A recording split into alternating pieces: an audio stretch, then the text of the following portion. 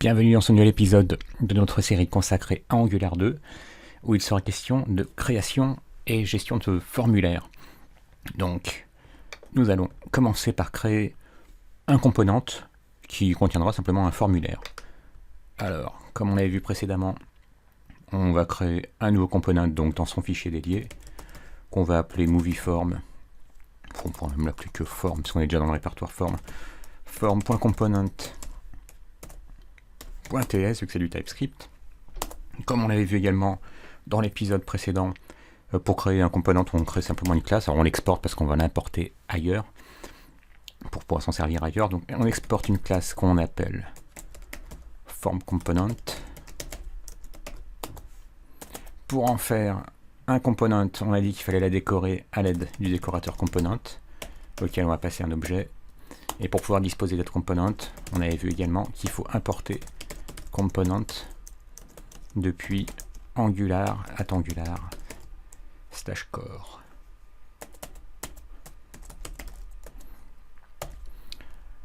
Alors, on va ajouter des propriétés habituelles, module.id, etc., etc. Je vais m'inspirer du coup d'un autre component qu'on avait créé ici, par exemple, voilà, module ID, selector, template URL.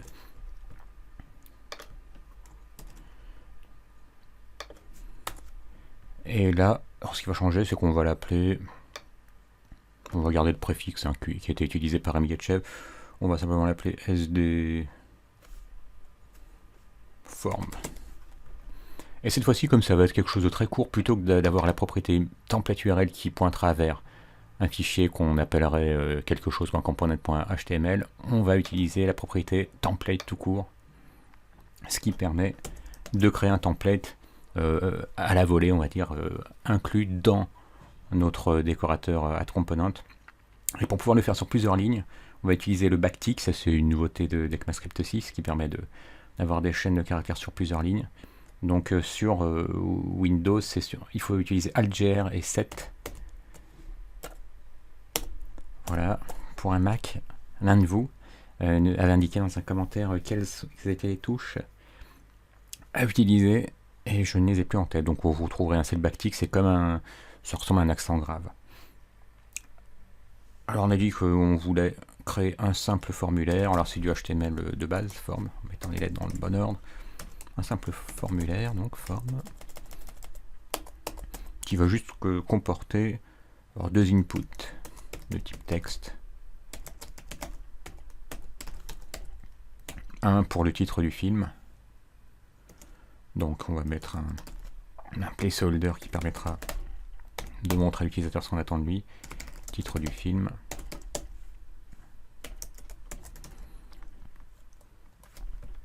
Je vais le copier-coller pour avoir un deuxième champ texte. L'autre, ce sera pour avoir le réalisateur.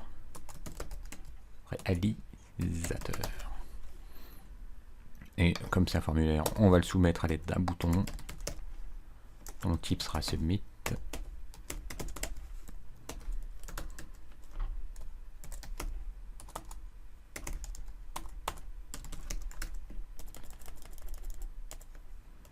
On va juste appeler, ou ajouter, voilà, ça permettra d'ajouter un film plus tard.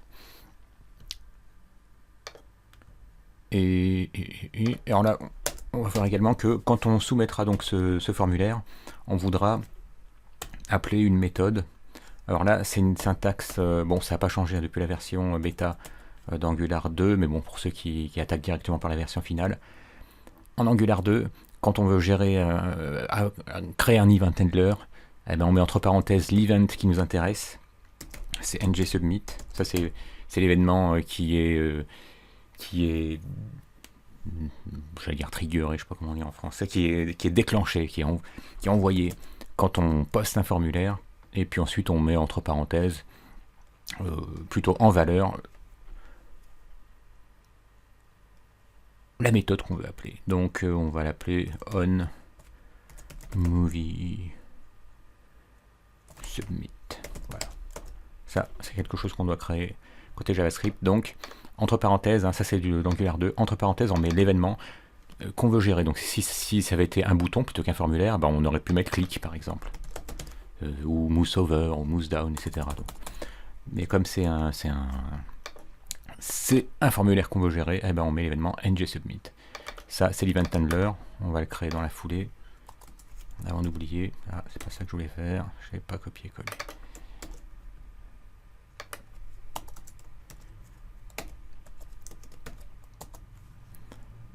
Voici.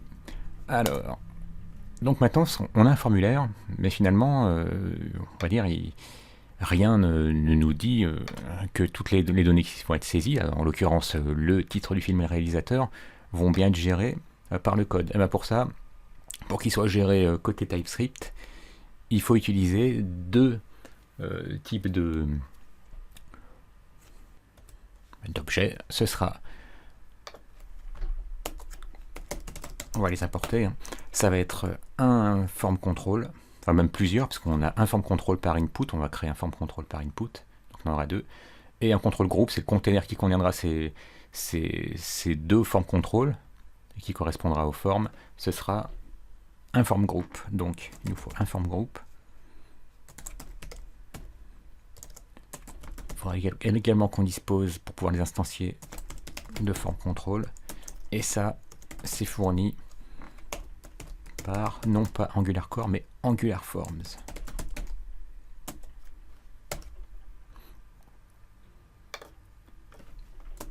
Et du coup, il faut qu'on crée finalement un modèle.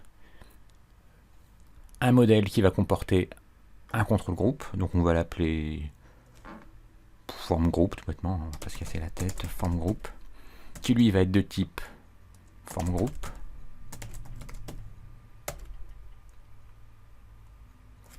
Oui, form group. Et on va créer. Alors ça, ce qu'on va faire là pour initialiser notre form group, on va le faire dans un moment du cycle de vie qui est le plus cohérent. Ce serait de le faire sur sur ng-on-init. Alors je vous le rappelle, il y a des interfaces. Implements. Je sais plus si y a un S ou pas. Oui. Implements on init. La différence, une des différences qu'il y a entre TypeScript et ECMAScript traditionnel, si on peut dire ECMAScript 6, c'est que, bon, il y a des typages, c'est sûr, hein, puisque TypeScript s'appelle pas TypeScript pour rien, puisqu'il est typé TypeScript. Il y a également le fait que, pendant qu'on développe, on bénéficie d'interfaces, et une interface, je vous rappelle, c'est un contrat. C'est un contrat dans lequel on s'engage à implémenter certaines méthodes. Ben là, si on met notre souris dessus, qu'est-ce qu'il nous met?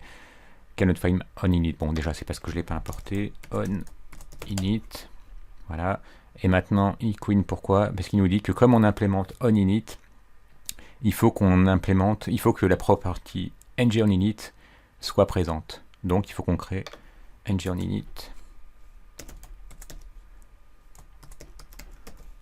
Et donc ça, c'est quelque chose qu'on utilisera également hors contexte des formulaires. Hein. Ça dit simplement, on se met une petite sécurité, on se dit, bon, on précise qu'on implémente on init. On init, c'est appelé au moment où notre composant et la page dans laquelle il sera rendu. Pour le cycle de vie précis, il faudra que j'en vois, mais en tout cas, je sais que on init, c'est le bon endroit pour faire des choses, plutôt que dans le constructeur, parce qu'on aurait très bien pu, on en aura besoin tout à l'heure, donc je le crée tout de suite, on aurait très bien pu créer un constructeur, et puis créer notre form group dedans, mais bon, c'est pas génial. Dans un constructeur, normalement, on fait pas des choses coûteuses, on fait que récupérer, par exemple, des variables qui seront passées au constructeur, qui permettront d'initialiser des champs, des choses comme ça. Vous savez, on fait pas grand chose dans un constructeur. Donc moi, je préfère plutôt faire des choses un peu plus coûteuses dans ng-on-init. Enfin, c'est pas moi qui préfère, c'est une bonne pratique. Donc, dans notre ng-on-init, donc qui est requis du fait qu'on implémente l'interface. Et l'interface, c'est un contrat. Ça dit simplement, oui, j'implémente l'interface en init parce que je m'engage du coup à utiliser la méthode ng-on-init qui sera appelée au moment où le component aura été initialisé. Donc là, je vais plutôt initialiser notre form group. Et donc simplement en appelant new. Et ben, qu'est-ce que je vais y passer ensuite? Il a besoin de quoi? De form control, puisque lui, un form group, c'est un container de 1 à n form control, donc c'est là-dedans qu'on va créer nos form control. Donc on va en créer deux. Alors on va créer un qu'on va appeler Movie Title, ce sera pour le titre. Donc ce sera un New Form Control. Et le deuxième, qui correspondra à notre deuxième input text pour les réalisateurs, on va l'appeler Movie Director, puisque Director, c'est le réalisateur, dans la langue de Shakespeare. Voilà. Donc maintenant on a un modèle qui correspond à un form group qui comprend deux form control. Alors maintenant, comment est-ce qu'on peut lier les deux, lier ce modèle à ce formulaire? Tout simplement en utilisant une directive qui s'appelle form group.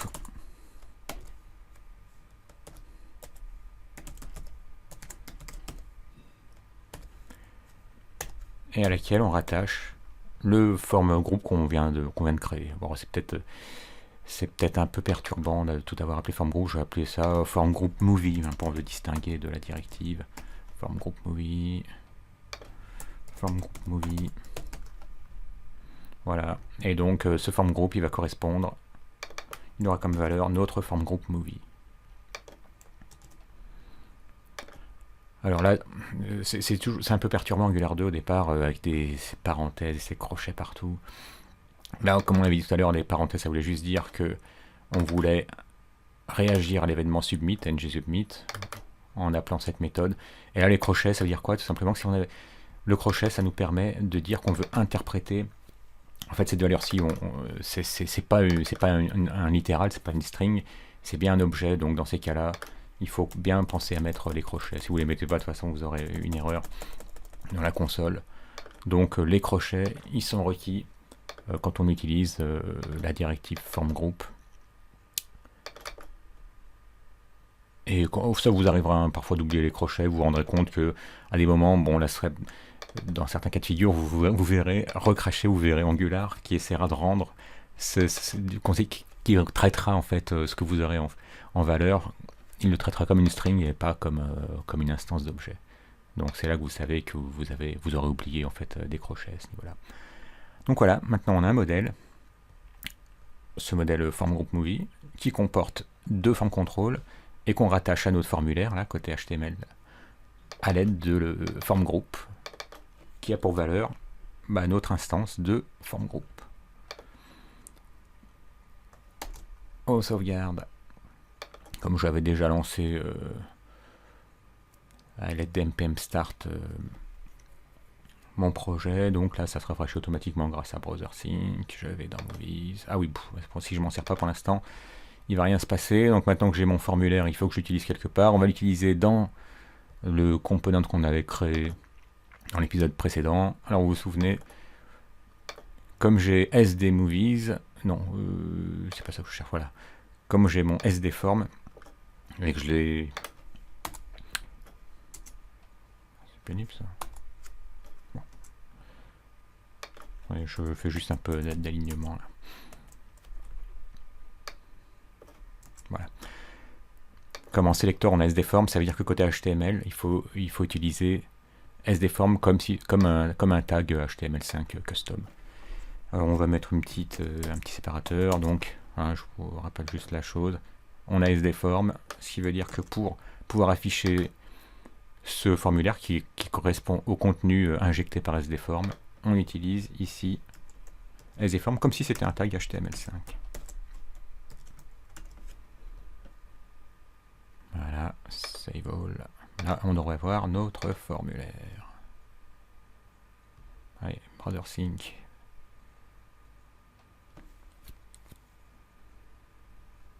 Alors, on ne le voit toujours pas. Parfois, ça m'était arrivé dans ces cas-là, ce que je faisais, c'est que je le virais, que je le recréais. J'ai remarqué, il doit y avoir un cache, une mise en cache, un truc comme ça m'est arrivé hors caméra. Pourtant, on voit bien notre barre horizontale. Je le remets. Ah, bon, il s'est passé quelque chose. Par contre, c'est pas ce qu'on attendait, c'est une erreur. SDForm is not a non-element. Ah oui, j'ai oublié de le déclarer. Vous vous souvenez, dans l'épisode précédent, on disait que quand on crée un nouveau component, c'est ce qu'on vient de faire, puisqu'on vient de créer un component qui s'appelle form component, le voilà. bah, il faut bien que je le déclare dans le module auquel il appartient. Le module auquel il appartient, c'est lui, hein, c'est movies.module.ts, donc il faut que je le déclare. Donc on va le déclarer. Alors, bon, avant de le déclarer, il faut l'importer, mais bon, c'est pas grave, on va d'abord le déclarer. On l'avait appelé comme en form component. Je vais un copier-coller pour pas refaire une typo quelque part. Form component, lui, qui sait pas où il est, ben on va lui dire en l'important, puisqu'on avait exporté. On peut donc l'importer ici. On va l'importer depuis le même niveau, donc un chemin relatif, et on l'a appelé form.component.ts. Voilà, form.component. Component avec un seul O. Et donc, si j'appuie maintenant ici, je clique sur CTRL, espace, on va voir ce qu'il nous propose. Oh, j'ai peut-être pas une très bonne idée de l'appeler form component, parce que là je vois qu'il ne me le suggère pas, peut-être que je suis en train de taper. Alors je vais l'appeler movie form component. Parce que peut-être que par accident j'ai utilisé un nom qui est déjà utilisé par Angular. Movie form component. Je vais renommer également form component en movie form component.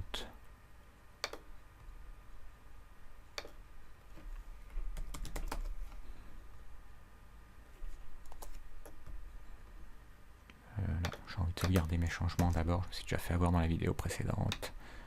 Rename movie form component. Voilà, et là maintenant, movie form component. Je me remets dans les accolades si je fais un CTRL espace. Ah bah tiens. Bon bah je vais l'aider un peu, hein. Je vais l'appeler manuellement movie. Ah mais non, mais d'accord, je vois. Je fais une typo. Movie form component. Voilà, movie form component. Je déclare donc ce movie form component. Et là, les choses devraient mieux se passer.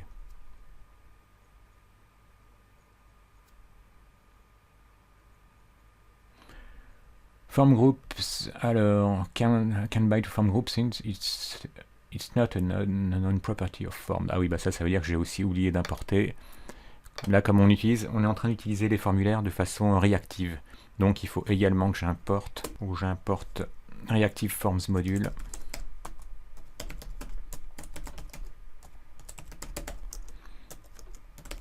Depuis, alors là c'est fourni par Angular, Angular /forms. Voilà. Et là du coup, ça va rendre disponible ce qui lui manquait à l'instant, donc c'était form group. Et form group, on l'utilisait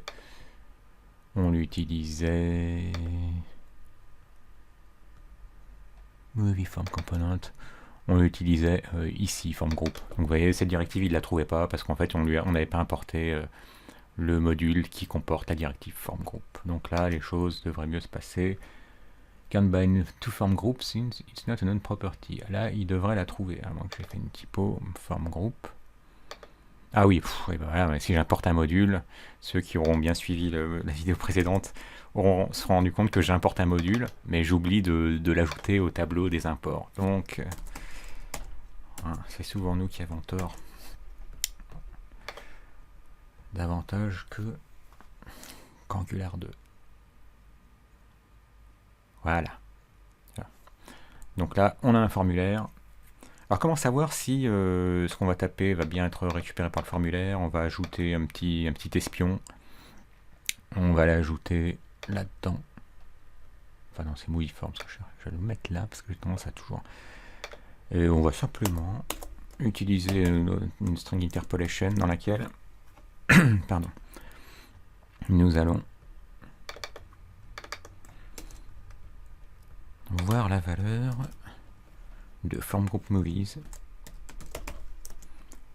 et on va utiliser le pipe JSON qui va nous permettre de voir de formater de façon propre notre form group movie.value, la propriété value de notre form group movie. Là, je vous rappelle les pipes, c'est une façon on applique ce pipe. C'est comme un filtre, c'est comme les filtres d'AngularJS première version. On a cette valeur, on la pipe, ou comme dans Linux, pour qu'elle soit traitée ensuite par ce filtre fourni par Angular 2. Voilà. Donc ça l'envoie. Alors, ça rafraîchit. Voilà, là vous avez vu ce que c'est value pour... donc ça c'est en train de nous recracher ce form group movie.value. Et ben on voit bien que c'est un objet, ça correspond à notre form group, qui comporte deux propriétés, un movie title, un movie director. Si on tape, qu'est-ce qui se passe? Ça aurait dû être récupéré. Donc il doit manquer un petit quelque chose. Et qu'on a pensé à mettre la directive qui correspond au form group, on n'a pas pensé à mettre celle à binder les champs texte avec leur form group. Là ça se fait tout simplement à l'aide de form control name. Et on indique que ça va correspondre à movie title. Vous avez vu de quelle façon on lie notre modèle avec les champs du formulaire. Même traitement ici, form control name, qui correspond cette fois-ci à movie director. Donc lui.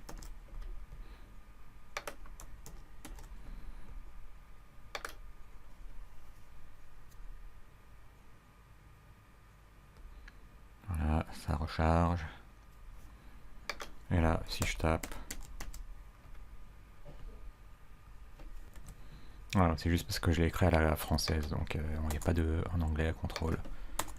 C'est marrant qu'il n'y ait pas une erreur là par contre. Bon, il voit une propriété qu'il ne connaît pas et il l'ignore.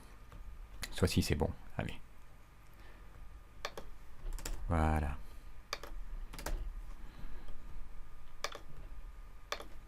Donc voilà pour ce qui est de la gestion d'un formulaire, donc en Angular 2. On a vu, je vous avouerai que c'est la méthode la plus difficile, mais c'est la plus puissante. C'est pour ça que je préfère commencer par là, parce que si je vous montre la plus simple, on a tendance après à s'attacher à la façon qu'on connaît le mieux, donc la plus simple au départ.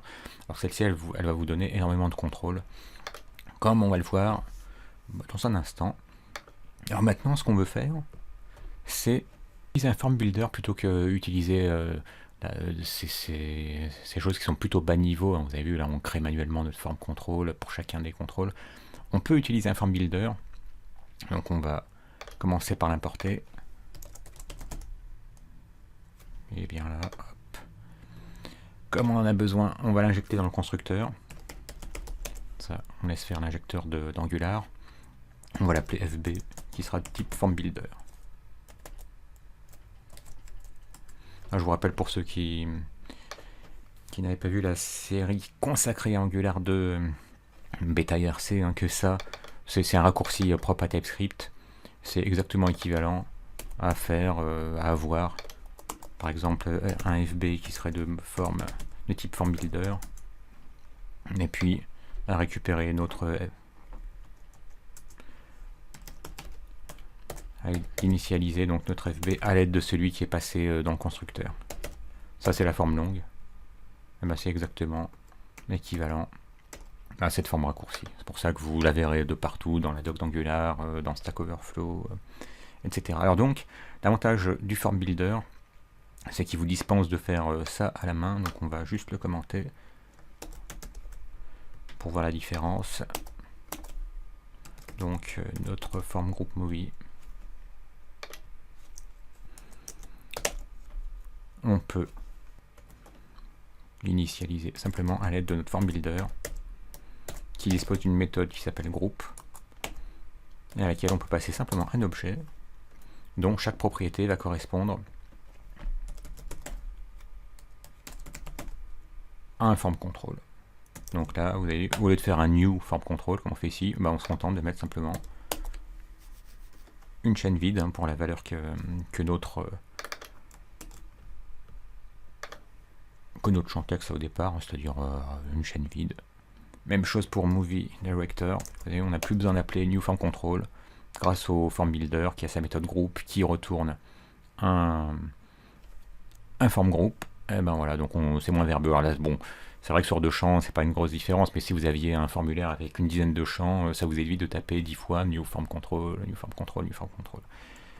Donc avec cette modification, ça doit marcher comme ça marchait précédemment. On vérifie quand même. Voilà, vous avez vu. Ça marche également. L'autre amélioration qu'on peut apporter, c'est d'avoir des valeurs par défaut, dans les cas où c'est pertinent. Et ça se fait à l'aide de la méthode setValue, qui est accessible. Voilà, elle est là.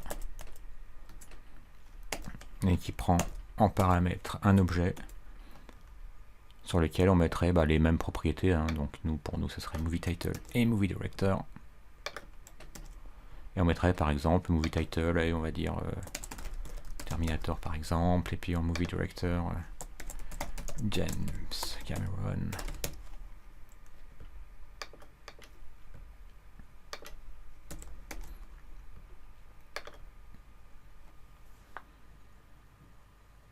Allez, BrowserSync qui va nous rafraîchir tout ça.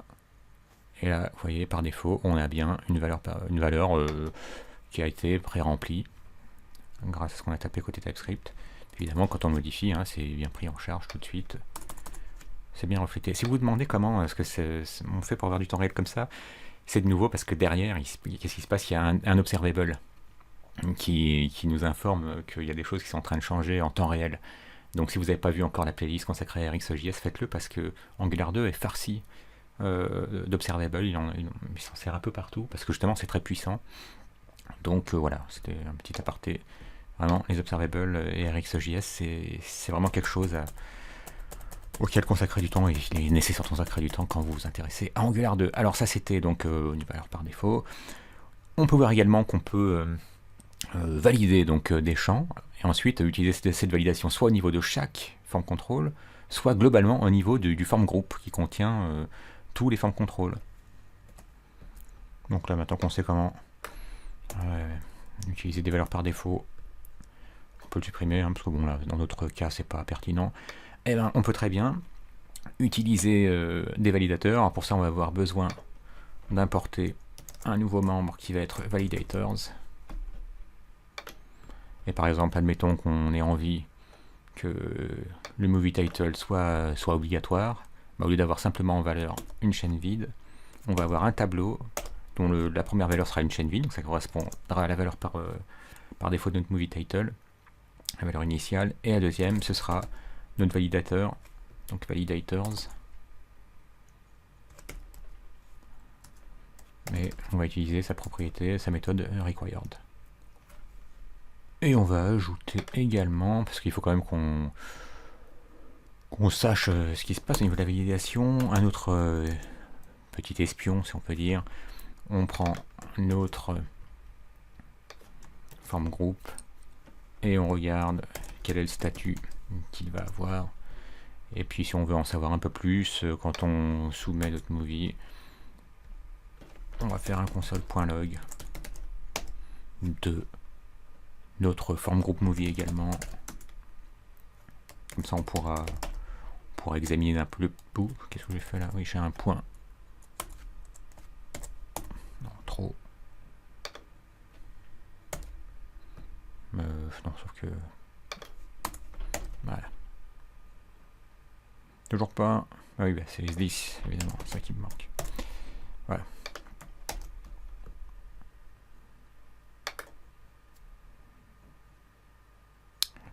Rafraîchissement en cours. Donc voilà, là on voit que notre formulaire il est à l'état invalide. Et si je tape le champ qui est obligatoire, vous avez vu, il passe à valide. Si je veux dire, il passe à invalide. Alors bon, on va mettre n'importe quoi, simplement pour vous montrer autre chose. On valide le formulaire. Du coup, ça nous montre notre form group. Qu'est-ce qu'on voit que notre form group, il a des controls. Qu'est-ce qu'il a comme controls? Il y en a deux, hein, un pour movieDirector, un pour movieTitle. Et ben on voit que là, notre movie, on va commencer par le title plutôt. Notre movieTitle, il a une value de AZ2 et il était à valide.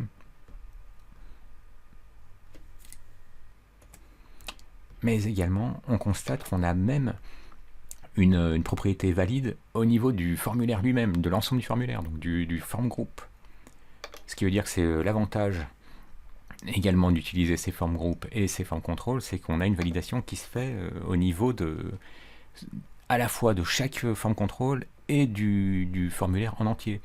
Donc on peut très bien du coup rajouter, avoir un comportement différent en fonction du fait que le formulaire est valide ou pas, ou qu'un champ est valide ou pas, par exemple. On peut très bien rajouter une petite étoile à côté d'un champ requis qui n'est pas saisi en jouant donc avec ces propriétés-là. Alors, par exemple, bon, je vais mettre des retours à la ligne. Comme ça, ce ne sera pas choquant d'avoir une étoile en plus. Et un span qui va s'afficher uniquement, qui contiendra juste une étoile, hein, et qui s'affichera uniquement si le formulaire n'est pas valide, si le form control, pardon, plutôt n'est pas valide. Donc là, on utilise une autre propriété qu'on va appeler qui s'appelle hidden, hein, ça c'est pas nous qui décidons de son nom. Et pourquoi on met des crochets? Parce qu'en fait,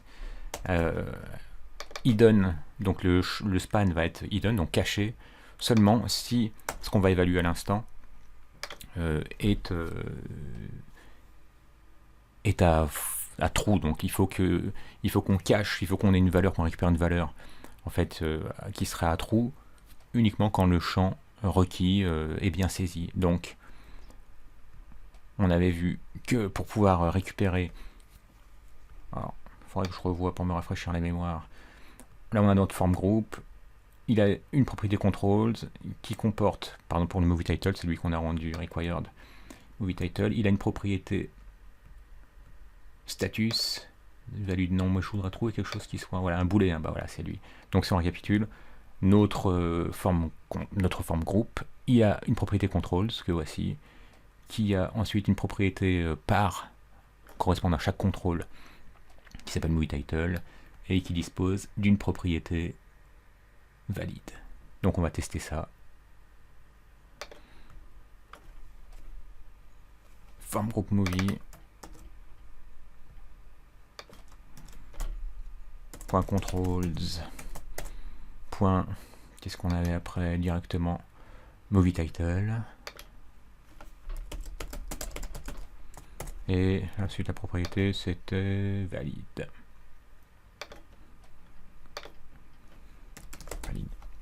Ce qui fait que hidden, ce span il sera caché si valide est à true. Donc on va juste mettre une étoile. Et on va voir si ça marche.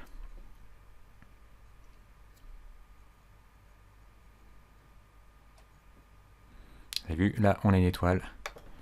Dès qu'on saisit du texte, boum, on n'a plus d'étoile.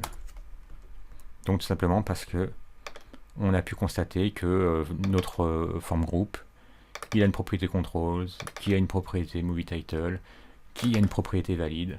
Et ben valide, ça a été géré comment? Simplement grâce à validators.required. Donc si le champ, comme il est, on a un validator qui vérifie si le champ est bien fourni, si une valeur a été fournie. Si c'est le cas, valide est à true, bah du coup hidden passe à true, donc c'est-à-dire le span est caché, donc ça nous cache l'étoile. Et sinon, bah, si on n'a pas de données fournies, on voit l'étoile. Là, pas d'étoile, là, étoile. On peut faire la même chose, on peut tester également au niveau de... Alors là, on voit que c'est la valeur du coup du formulaire en entier, donc ça veut dire que si on avait décidé que les deux formulaires étaient valides, eh ben on peut gérer granulairement chacun des formes contrôle au niveau de la validité et également le formulaire dans son ensemble. Donc, on peut faire quelque chose de très ressemblant. Rebelote, du coup je vais le copier. Coller ici, évidemment en changeant le nom de la propriété. Donc cette fois-ci, ce qui nous intéresse, c'est d'afficher ce span, ou plutôt de le cacher. Si form group movie, point controls, point, pas movie title cette fois-ci, puisqu'on est sur movie director, est valide. Et là, le but, c'est juste de bien vous montrer qu'on peut gérer la validité indépendamment à la fois de chaque contrôle. Tiens donc, j'aurais dû... Ah oui, parce que j'ai oublié de rajouter également ici la même chose, un validateur à required au niveau du modèle. Voilà, parce que j'aurais dû avoir une étoile, alors le majuscule, la virgule, on a vie, on n'a rien après. Voici. Donc là, dès que je commence à taper quelque chose, ça a bien géré le fait que là maintenant, le hidden est true, donc on cache. Mais vous remarquerez que là, on a notre statut du formulaire lui-même qui est toujours invalide, parce qu'il y a un des champs qui n'est pas valide. Et là, dès que les deux champs sont valides, on voit que le formulaire, il est considéré comme valide également. Donc chaque champ est considéré comme valide, et le formulaire, du coup, est considéré comme valide. Voilà, pour la validation. C'est la façon la plus compliquée de gérer les formulaires, mais je tenais à vous la présenter d'abord parce que c'est aussi la plus puissante. Et donc, il vaut mieux s'adapter à celle-ci que à celle qui ressemble plus à ce qui se faisait dans AngularJS première mouture, finalement, où on ajoutait des directives uniquement au niveau template. Donc c'est moins puissant, on la verra dans une autre vidéo, mais bon, il est quand même préférable de s'habituer plutôt à cette façon de faire. Merci d'avoir suivi cette vidéo, et à bientôt.